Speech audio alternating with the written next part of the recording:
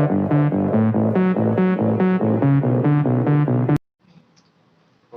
Swastiastu.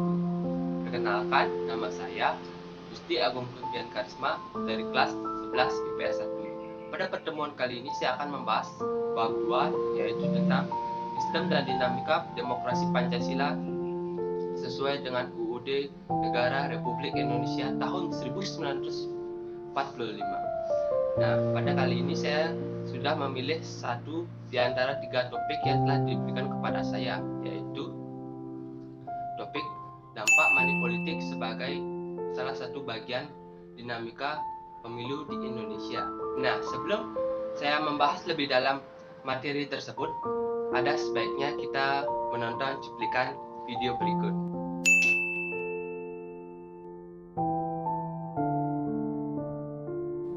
Ada seseorang yang bernama Dodi.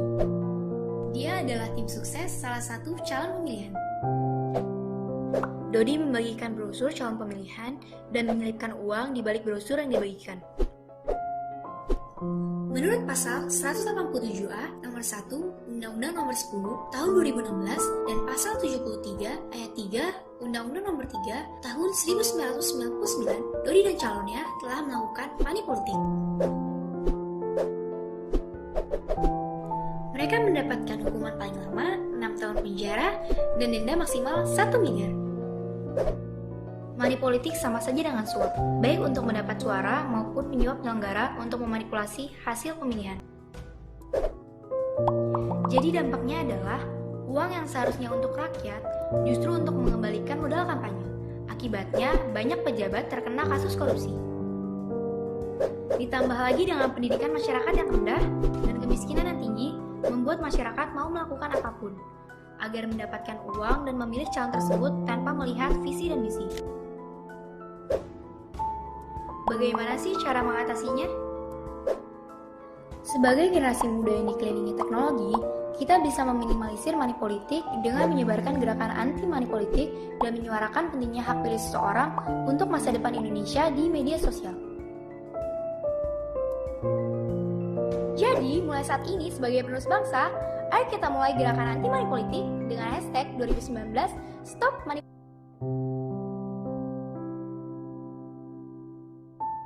Nah, setelah kita menonton cuplikan video berikut, saya akan membahas tentang money politik. Money politik adalah suatu bentuk kejahatan pemilu. Money politik dapat disebut sebagai bentuk suap menyuap.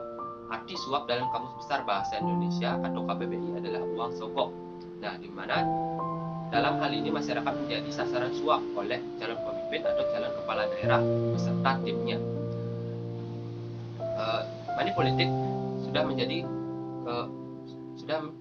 kasus yang hingga saat ini masih terjadi dan menimbulkan masalah.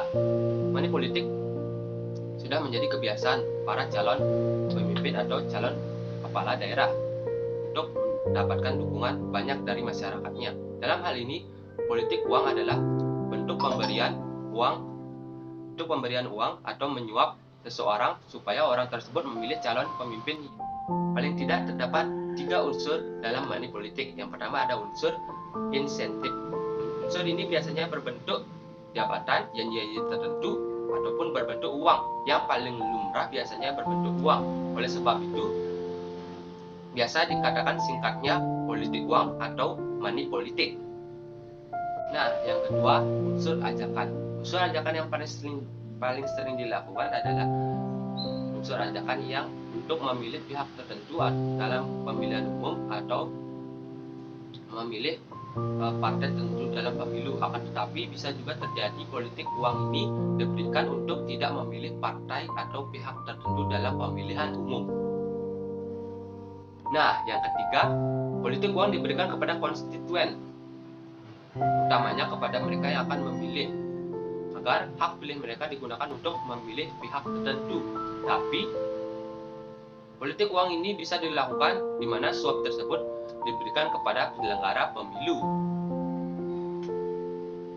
3 bahaya dari politik uang atau money politik. Yang pertama, kalian tidak memiliki keterikatan dengan konstituen. Ikatan terhadap konstituen hanya berdasarkan uang saja.